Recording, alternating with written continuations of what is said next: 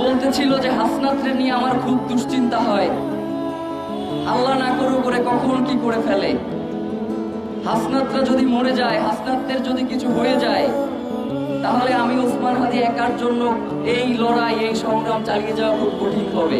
আমি এবং আমার পুরো টিম তারা সেন্টারে বালিশ ছাড়া ফ্লোরে ঘুমাই। সেন্টারে 2টা অথবা 3টা বালিশ আছে। তো একদিন আমরা বালিশ ছাড়া ঘুমিয়ে আছি। ওসমান ভাই রাতে অল্প কিছুক্ষণ সময় ঘুমান, তো জোর করেই তার মাথার নিচে বালিশটা দিয়ে আসছি। সকালবেলা উঠে দেখি যে আমার মাথার নিচে বালিশ, ওসমান ভাই আমার পাশে ফ্লোরে ঘুমিয়ে আছেন, তার মাথার নিচে কিছু নাই। গত পরশুদিন বাসায় যাচ্ছিলাম, তার আগে ওয়াশরুমে 1 বালতি জামা কাপড় ভিজিয়ে রেখেছি, ধোয়ার সময় পাই নাই। আধা ঘন্টা ধরে ওসমান ভাই ওয়াশরুম থেকে বের হচ্ছে না, নক করতেছে বাইরে থেকে, ভাই কি অবস্থা। আমার সেই সমস্ত জামা কাপড় সেই ওসমান হাদি ধুয়ে এরপরে দেখি যে সে শুকাতে দিয়ে যাচ্ছে। সুতরাং ওসমান হাদির সাথে আমাদের যেই সম্পর্ক তৈরি হয়েছে সেইটা কোনো রক্তের সম্পর্ক নয়। অনেক সময় রক্তের সম্পর্কেও ছাড়িয়ে অনেক সম্পর্ক তৈরি হয়ে যায়। ওসমান হাদি ভাই সবসময় একটা কথাই বলেছেন যে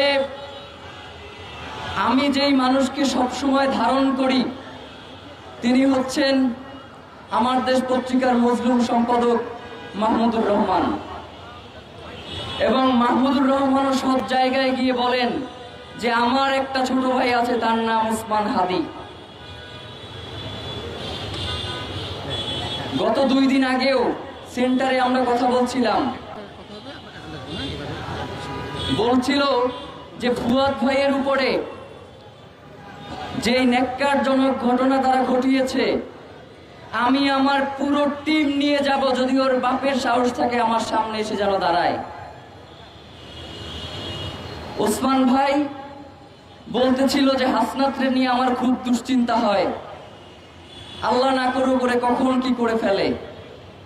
হাসনাতরা যদি মরে যায়, হাসনাতদের যদি কিছু হয়ে যায়, তাহলে আমি ওসমান হাদি একার জন্য এই লড়াই, এই সংগ্রাম চালিয়ে যাওয়া খুব কঠিন হবে। ওসমান হাদি বাংলাদেশকে আমি সকল জনতাকে ধারণ করত।